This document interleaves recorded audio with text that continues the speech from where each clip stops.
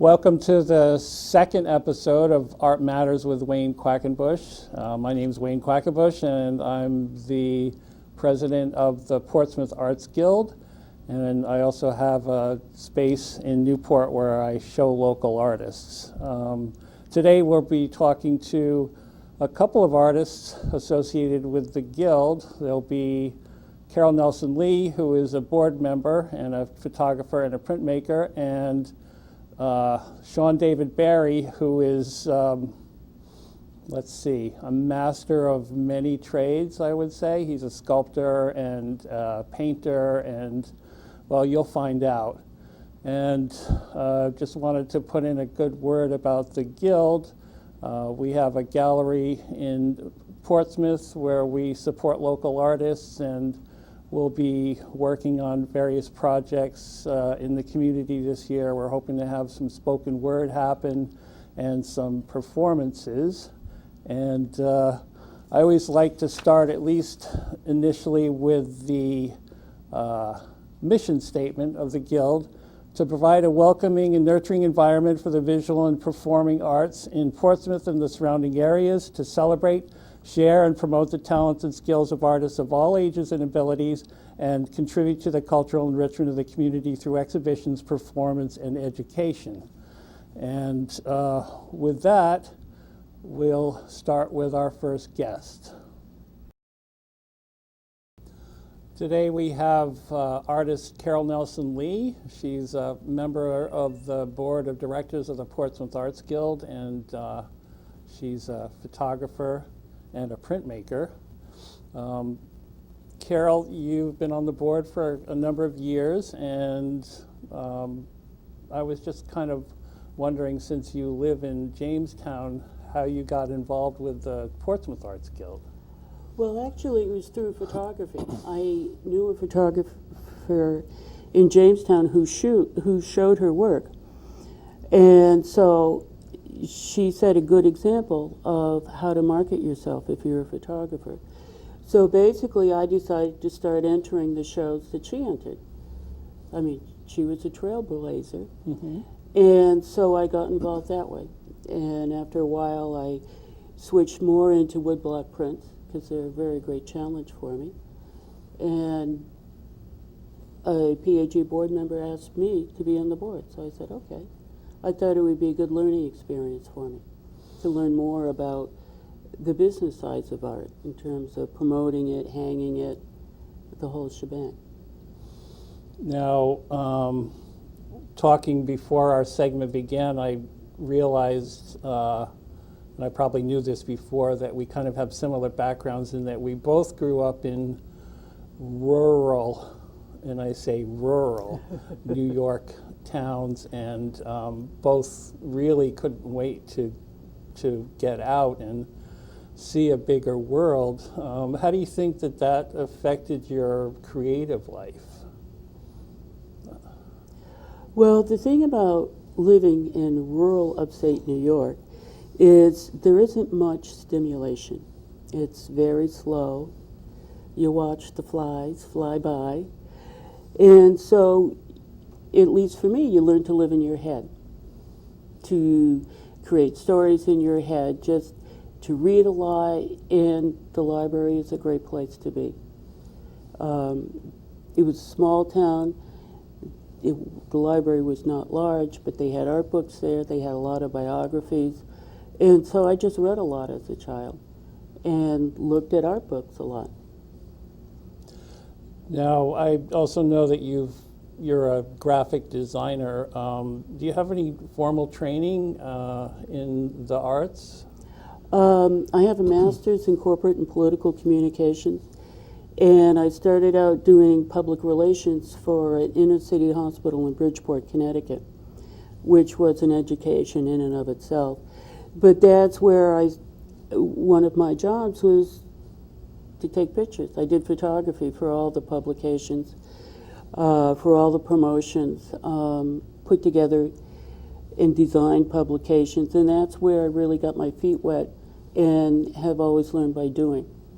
I discovered I'm very good at putting together ad campaigns and have done that for the past 10 years in terms of coming up with a theme, designing the specific ads, writing the copy. Because writing good ad copy is very often telling a good story and very often creating an image, either showing it or helping the reader create an image in their mind. Mm. And so it's a lot of persuasive work. Yeah, and I understand that to me, art is all about storytelling. And I also know that you've been primarily doing a lot of printmaking lately, and you took a class at the Newport Art Museum. I did about 10 years ago. It was about a half-day workshop class taught by Bruce Newman, who was well regarded as a printmaker. And he taught us the basics. And one of the things I discovered early on, there's a lot you need to control when you're putting together woodblock print. And so it's a great challenge that way. I have one of the first ones I did, which is this tractor, obviously a John Deere tractor. And one of the things you might notice, if you have an art background, the colors are straight out of the tubes. Had no idea about the concept of mixing paints together or anything like that. And it was just fun. Carving the woodblock was a great challenge for me. And then controlling the paint was an even bigger challenge. This was not the first version that I did. Now, is this acrylic or is it ink? It's watercolor paint. Watercolor. So then you have to deal with the images, the issue of how much water do you add. Obviously, if you add too much, it's going to seep. But is it opaque watercolor like gouache, or is it regular It's a watercolor? regular watercolor. Because in this piece, you're using watercolor like it's gouache. I mean, you really pile it on there. You're right, I did. Yeah. And yeah, well, it's great to see the process. You have more here, obviously, and you've evolved. I do. I brought a woodblock. I thought it might interest people to see where it begins. This is an abstract. It's called Reef 1. And you need to show How's it. that? Is that better? And it's my idea of what a reef under the ocean may look like. You notice there are some empty spots, and that's where the reef is dead. Okay. So it's a way of making a political statement or environmental statement without being obvious about it. Right. And it's a way of making a sly statement that maybe the viewer might be intrigued enough to ask, so how come you didn't paint the whole block?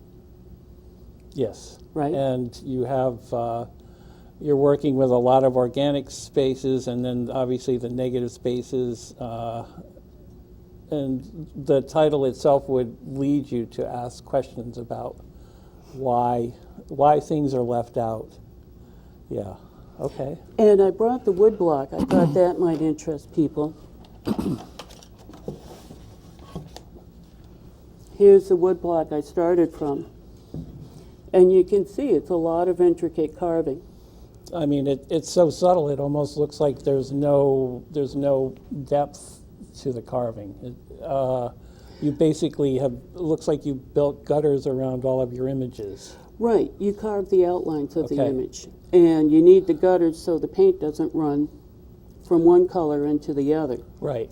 So that's when you're dealing with the issue of opacity. You need to get the water volume just right. So it doesn't look like it's caked on like it did with the tractor. Well, if you have it, I mean, and then obviously you have to have the color thick enough so that it doesn't run into the gutters and over. It's just so delicate. I'm pretty amazed at the light touch, because if I had a thing, I would be just gouging away at it. Well, it does take some concentration, and as you might imagine, carving a piece of wood is a very physical, intense activity that requires a lot of concentration. But I also brought a tissue. What we do is once you come up with an image, you make a tissue that you flip over and put on the board. And that's when you transfer the image to the board. Right, and this is a photocopy of the tissue, and what I do is try to work out the colors Okay. before I even touch the wood. So you're Start using painting. a crayon or a color pencil to kind of give you an idea. Actually, it's watercolor. Okay. So you're using actual watercolors. Right, and you can see down here, I've got all the colors worked out and the mixtures of the colors. Now, do you need any special tools in order to make the transfer? Because the way you described this to me is that you apply the color, which, I mean, it's a juggling act because you have to make sure everything's the right consistency so your colors are not going to dry on you or get Right. sucked up into the wood. And then you take your paper, your arches or whatever it is, and put it down. And do you need anything to weight it, or? You know what I use? I use 2 thumbtacks to put the paper, tack the paper, Okay, so it doesn't move, because you got some tight registration in here. absolutely. And then you paint the board, you put the paper down, and I use a soup spoon Okay, to rub it. so this is somebody that if you really wanted to just try this at home, you would buy a board, make a drawing on it, and cut it out. Right, I mean, this is a piece of pine from Home Depot. What I use to carve is a number 19 X-Acto knife. Okay, So, this watercolor, I bought a job lot. So you're right, it is a very inexpensive entree into the art world. right. And because it's a monoprint, you don't have to deal with multiple blocks cut, because I'm familiar with how they used to do it back in the olden days, where you'd make a different block for every color. And even now in lithography, you can do 20, 30, 40 runs on different stones or blocks of wood. This is just done in one. It's an immediate process, and you get some pretty fabulous results with it.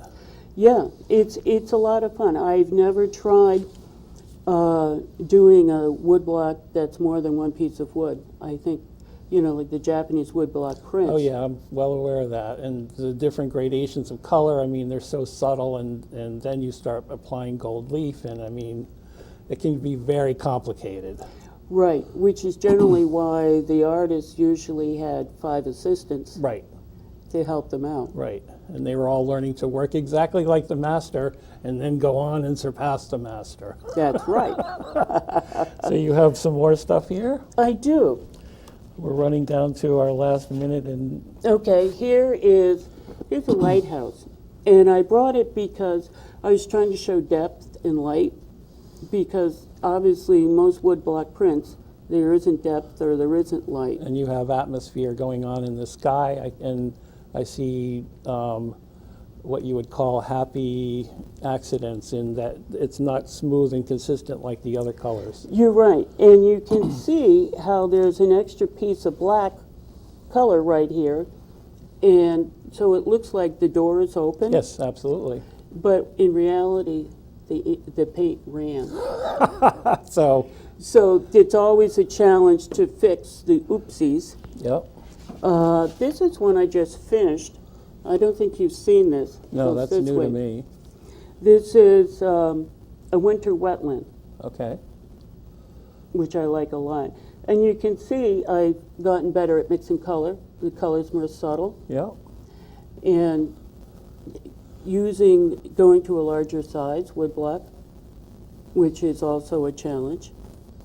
Okay. And I'm seeing that you're organic and atmospheric at the same time, and you're using a lot more negative space in this one. It seems like you're gaining in confidence as you're Right. going. Oh, absolutely. I think we have time for maybe one more. Okay. This is one of my favorites. This is a baby bird in the bush. And you can see there's a lot of small places to paint. And what I like about this is if you look at it from afar, it just looks like an abstract. Yes, But once you get closer to it, you can see that it's a bird in the bush. very good. And so, and you can say I also know how to mix paint at that point. Great. Yeah, so I think that about wraps it up. Thank you very much, Carol.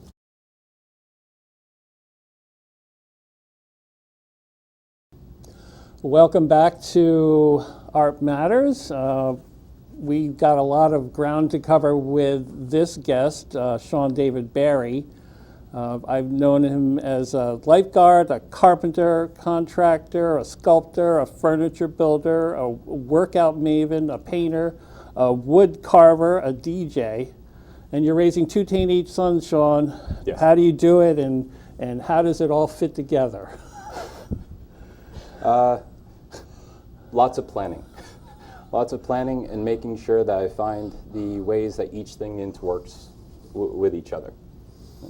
So does everything tie together? Is there some grand scheme, or maybe talk about things that inspire you? Well, I guess we can go through background. With the boys, the Y and the workout and the rest of that type of jazz, I ended up going to the Y to finish out my recovery. I was in a car accident in 2005, and over that period of time, I also broke both my hands. Both my hands were put back together, and doing my own personal training at the Y, I was able to recover while also being able to continue working. While being able to work, I was able to have my children with me there, and in that, they were able to go to the different camps and the rest of that type of stuff that was there. My boys and myself have just gone around and done what we could with what we had. The lifeguard gave my children a way to hang out during the summer. They would be able to hang out with me while I was at the beach, so they had free beach days while we were there. I also work for family business. We do construction and restoration of older homes. During the restoration of older homes, I've come in contact with lots and lots of people in the old trades, where I've learned the different chemicals and the way that things have been done. Through that, with doing plumbing, I learned how to do stained glass. From the chemicals working with stained glass, I learned how to work with acid to etch glass. Within the working with lead abatement, I learned different chemicals that are used that can be transferred over into painting. In the recovery in my hands, with also working at the Y with the PT and also swim lessons at the Y, I was able to work on my recovery to get the small tissue and the small muscles working again. And my paintings started off as dexterity exercises for my hands. Both my children are large like myself, and they both have a lot of the same things going on as I do. Hyperactive and the rest of that. Yeah, hyperactive, low attention span. I can stick with things and I push through, but I need to find the fun in it. That's where DJing, I love to dance. It's a great exercise. My children love music too. So during the summer, I don't announce them or any of that, but the boys and I go to different barbecues and sometimes state parks, and I will DJ and they will too. And we go from place to place and just pretty much experience life. Whereas most people would spend most of their time watching television, we go and do things and find things to do and be active and enjoy. I've had a lot of, my biggest fear is regrets, and I try to experience as much as possible and interweave the rest of them together. So we have the DJing feeds my soul. The lessons that I do between gymnastics, swim lessons, and the rest of it feeds my soul, but also helps with my recovery. My workouts are to maintain so that I can work as well as still be able to continue and work on my art. And the art balances myself as a whole. Showing that another way to my children makes it, has made them more accepting of living a different life and living a life that more suits to them. Because if you follow what you love and find a way to make it work, you will always succeed. And I guess that's my in a nutshell on that. So basically what I see is that you're saying that family kind of ties everything together, and you're expelling a lot of energy. Do you see the creation of objects as kind of a way to refresh yourself and to have some time for contemplation, or is there no quiet time in your life? I just can't even imagine you having a quiet time. I meditate often, Okay. and so do my children. So Yeah.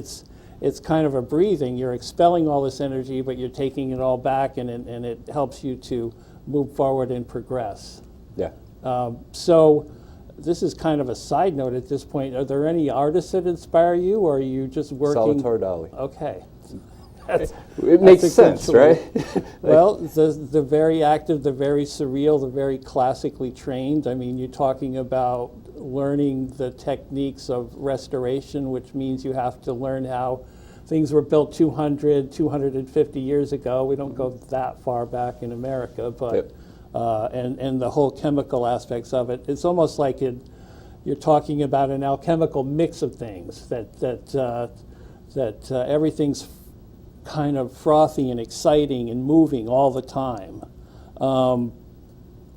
And I want to get to show a bunch of your artwork because there's kind of a wide range of things that you do. When I first met you, you were working on a painting, and you remember I used to do these pop-up shows, and I remember you sitting there with one of your canvases, and you would do what I would call noodling. You were like in there with a tiny, tiny, tiny, tiny brush, and I wanted you to talk about what you're doing and to start showing your artwork. So if you bring up something and start talking, we'll go on from there. Absolutely. Noodling. In a painting such as this, I try desperately to use, I use the colors to put different layers in. There is one point where I try to bring things to have them come out. Right over here, there is a wolf.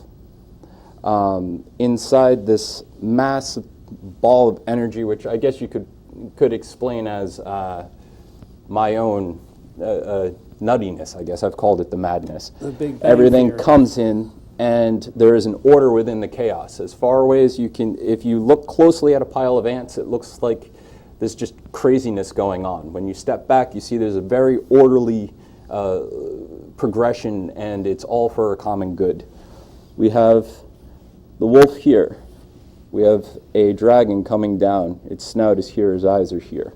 I usually only tell people those first two, because the rest comes in, overwhelms, and the initial is the overwhelming, and then there is the discovery.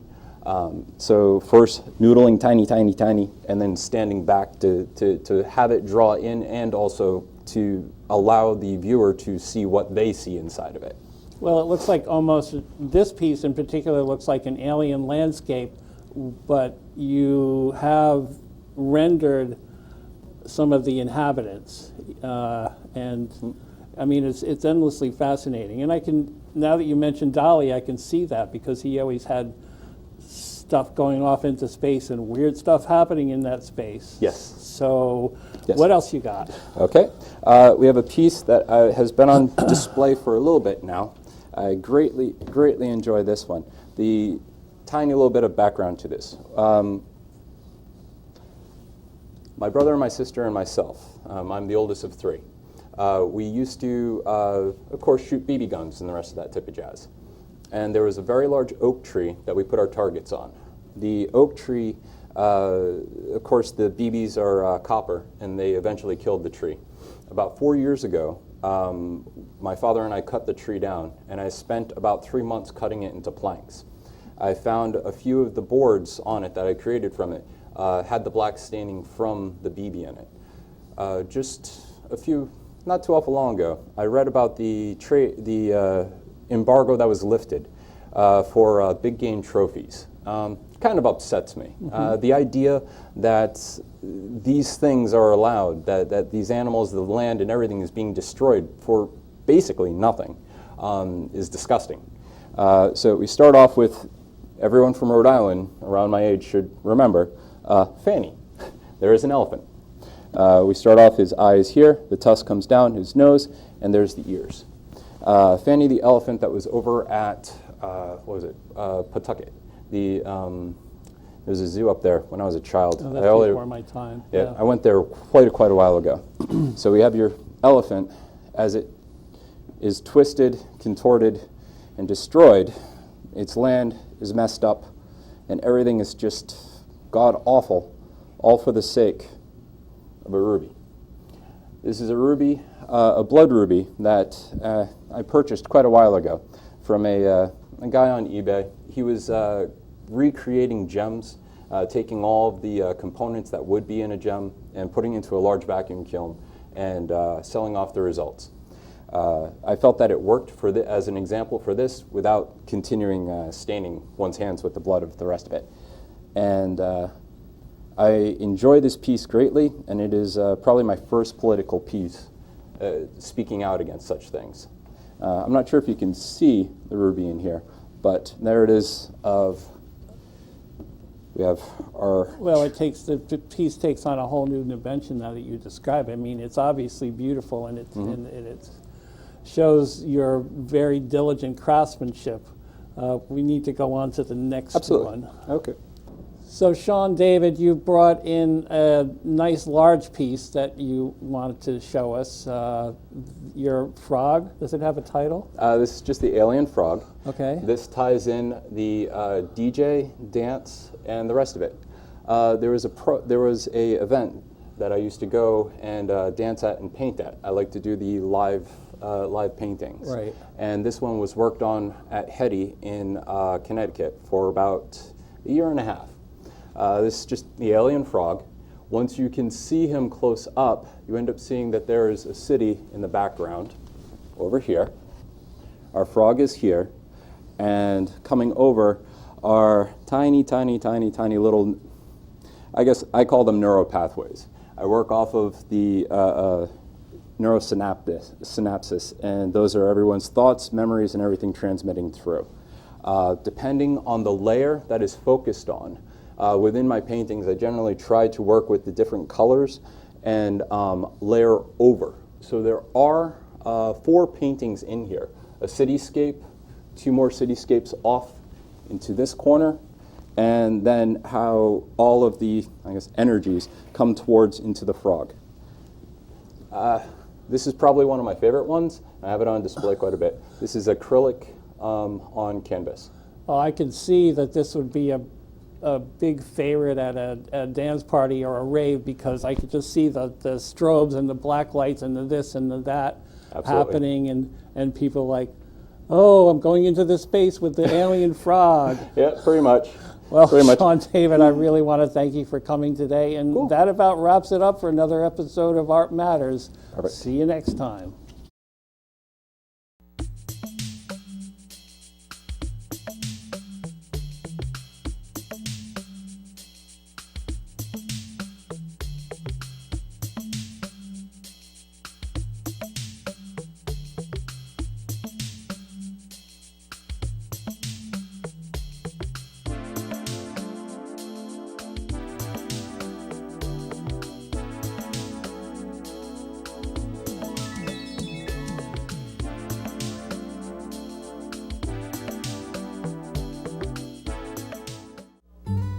Hi, I'm David Chatowski, and I want to invite you to Painting Time with David Chatowski, where I'll be painting native animals in local scenes. It's a lot of fun, and you'll learn a lot. Please join us. Thank you.